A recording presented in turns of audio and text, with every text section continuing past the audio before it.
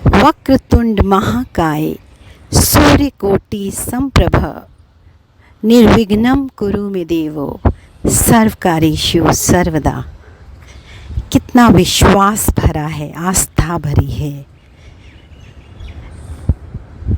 शुभारंभ हो जाता है, श्री गणेश हो जाता है। आस्था का, विश्वास का कि वो मेरे साथ है। शुभारंभ, कुछ अच्छा सोचा, सुना, बोला तो वो जो श्रेष्ठ संकल्प मात्र शब्दों में भी आए तो भी बल भर देते हैं। बोलते ही बहुत सी समस्याओं का हल कर देते हैं। ऐसे हैं हमारे सभी देवी देवता। और बात हो गणेश भगवान की, देवता की, तो गणेश जी बप्पा की बात करें तो वो तो हैं ही विघ्न विनाशक।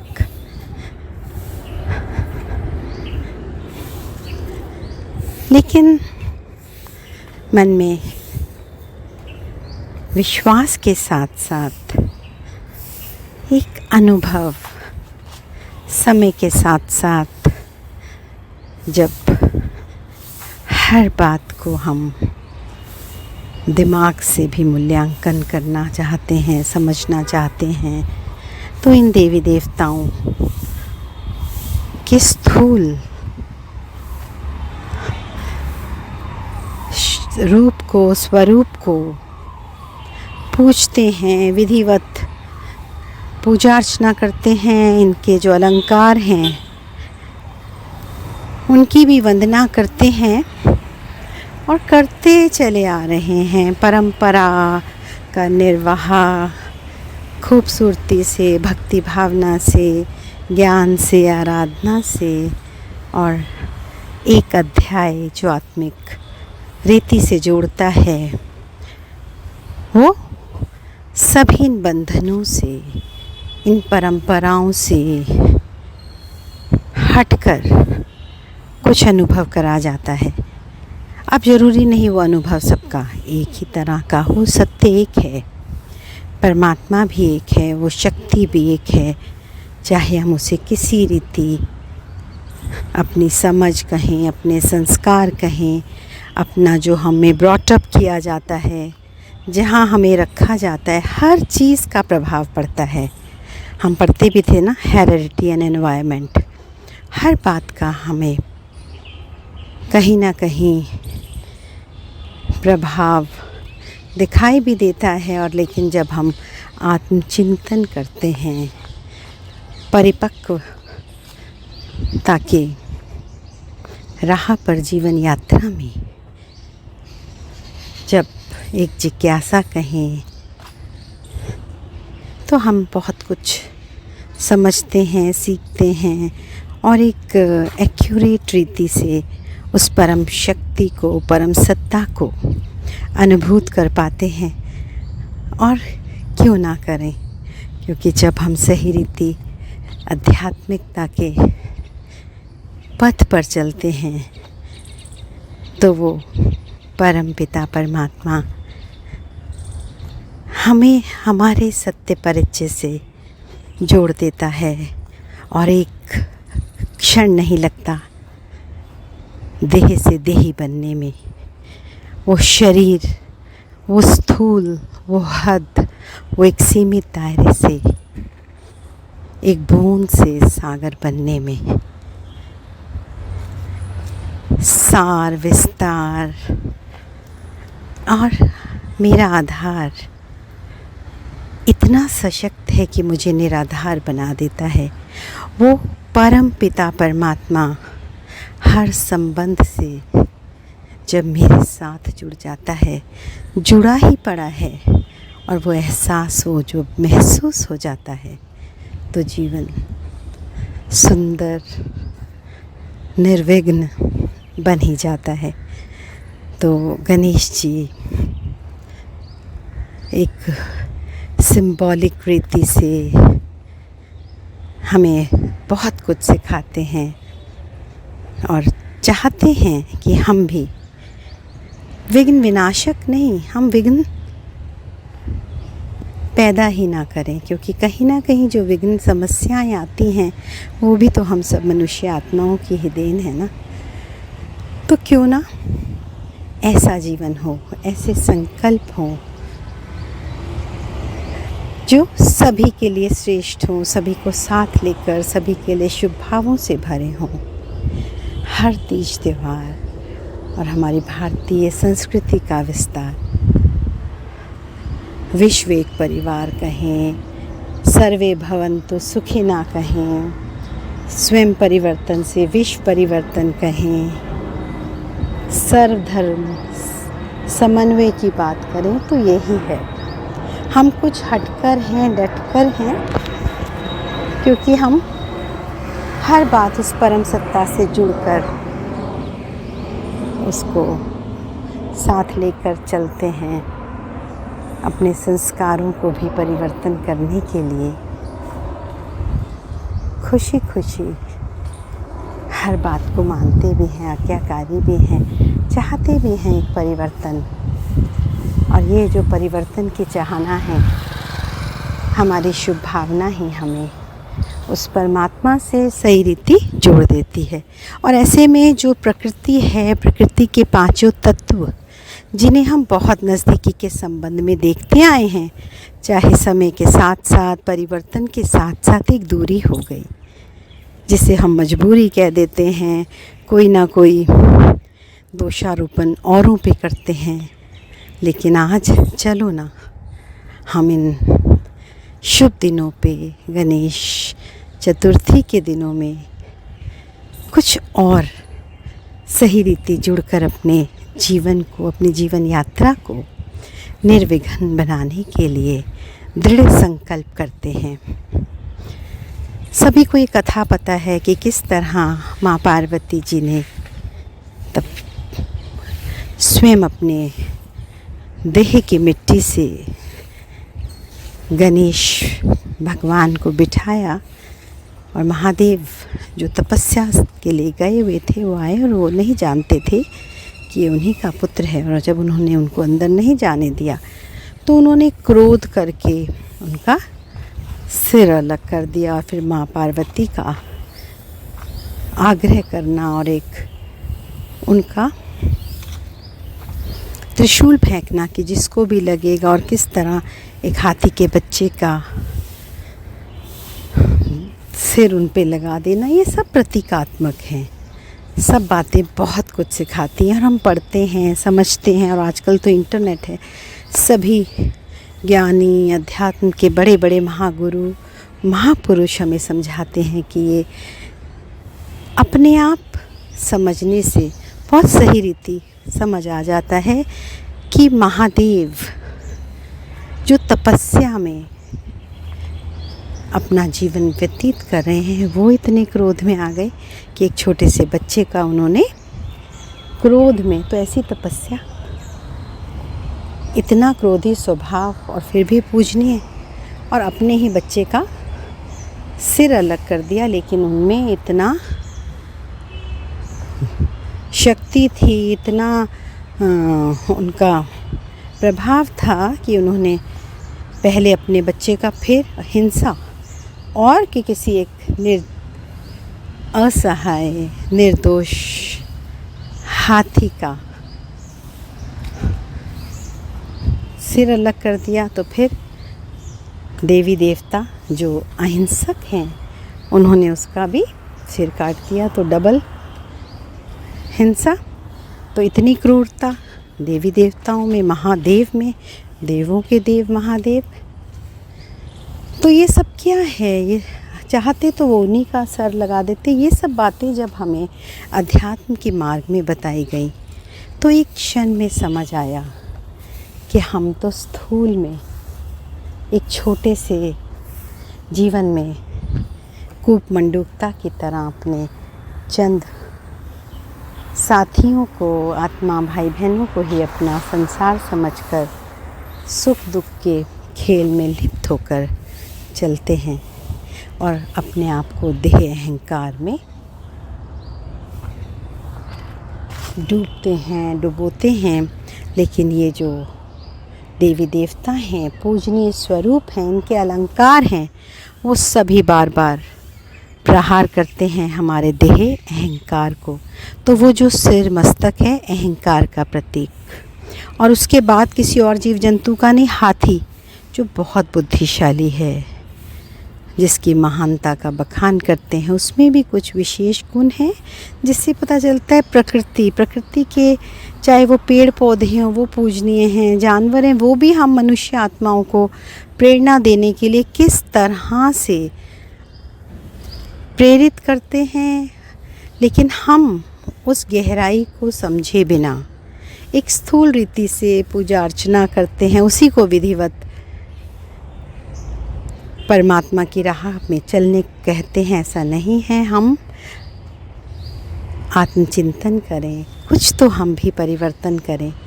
क्यों बहुत आसान सरल है कि सारे समय गलत व्यवहार, गलत संस्कार, देह अहंकार के टकराव, संस्कारों का टकराव, और फिर कुछ दिन पूजा अर्चना कर ली, कभी देवी देवताओं का आह्वान किया, कभी श्री गणेश से प्रार्थना की, और हमेशा सामने देखा कि वो हमें निर्विघ्न बनाएगा, वो विघ्न विनाश करेगा।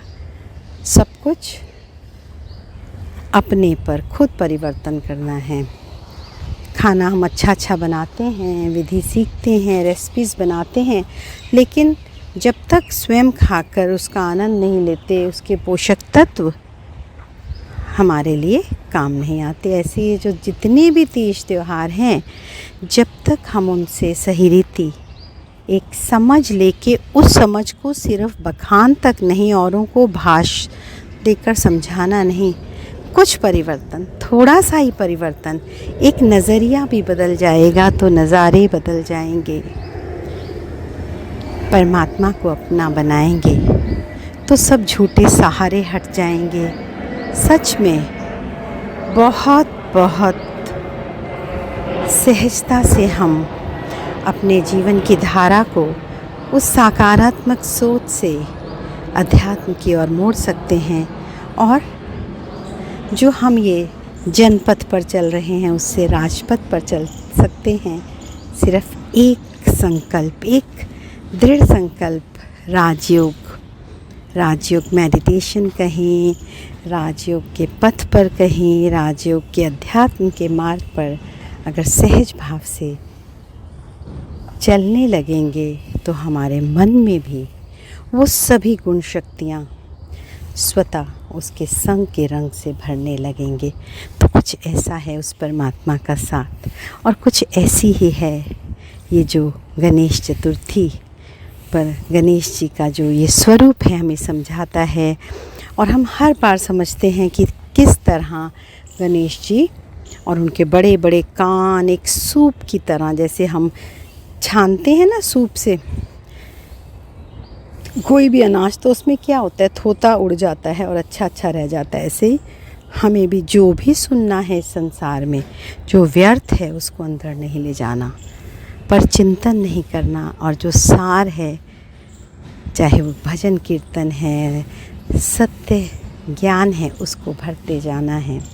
इसी तरह जो आँखें हैं छोटी छोटी होती है, दूर तक हाथी देख सकता है, तो गणेश जी भगवान की जो छोटी आँखें हैं वो इस बात का सिंबॉलिक है, प्रतीक है कि हमें दूर दृष्टा, कि कुछ भी कई बार आवेश में, जोश में, बिना सोचे समझे कोई भी परिस्थिति देखकर बोलना नहीं है। जो आँखों से दिखाई देता है वो कई बार सच नहीं होता, और जो दिखाई देता भी है वो अगर सच है भी तो वो अल्पकाल का जो सच है उसको अंदर समाना है। दूर उसका क्या परिणाम हो सकता है, हर बात के कॉन्सिक्वेंसेस देखकर अगर हम जीवन कर्म व्यवहार में आएंगे तो बहुत निर्विघ्न हमारा जीवन होगा। फिर बात करें उनको क्या पसंद है, मोदक, लड्डू, मीठा बूंदी का बनता है, बिखरी हुई बूंदी, बेसन कहें, गुड़ कहें, घी, वो सब खुला नहीं, उसको एक पूरा बाइंड करके अच्छे से हाथों से उसको मिलाकर बनाया जाता है। मतलब unity, united we stand, divided we fall. एकता, प्यार और मिठास सिर्फ लड्डू की बात नहीं है, भोग की बात नहीं है, वो योग युक्त जीवन, सभी के साथ मिलकर चलना। सभी में अपना अपना गुण है, कोई घी की तरह चिकना है, कोई गुड़ की तरह मीठा है, तो कोई चावल के आटे की तरह। एक एक दाने में स्वाद है, भरपूरता है। और इसी तरह अगर हम अपने जीवन में अलग अलग संस्कारों के आत्माओं के साथ तब जुड़ते हैं, एकजुट होकर चलते हैं, तभी वो जीवन में मिठास आती है और हम परमात्मा के प्रिय बन पाते हैं। और इसी तरह उनका पेट कितना बड़ा, मतलब बातों को समाते जाना। किसी की कोई कमी कमजोरी देखी तो उसको फैलाना नहीं है, समाते जाओ। तो इस तरह उसमें शक्ति कितनी है, सामना करने की शक्ति है, निराधार है। और उसकी सूंड छोटी सी छोटी बारीक चीज़ को भी उठा लेती है। तो इस तरह उनकी जो गुण शक्तियाँ क्षमताएं हैं, हमें भी वैसा बनना है, क्योंकि हमारे अंदर भी वो हर शक्ति है।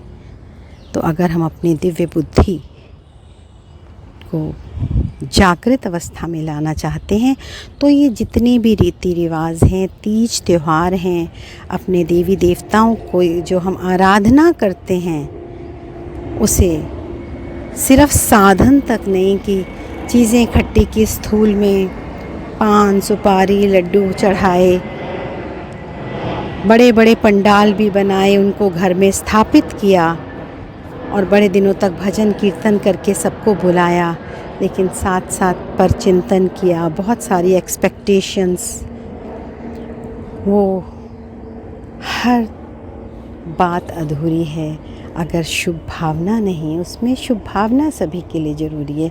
और देखो ना, गणेश भगवान तो एक चेतना है, एक ऊर्जा है, एक सत्य है।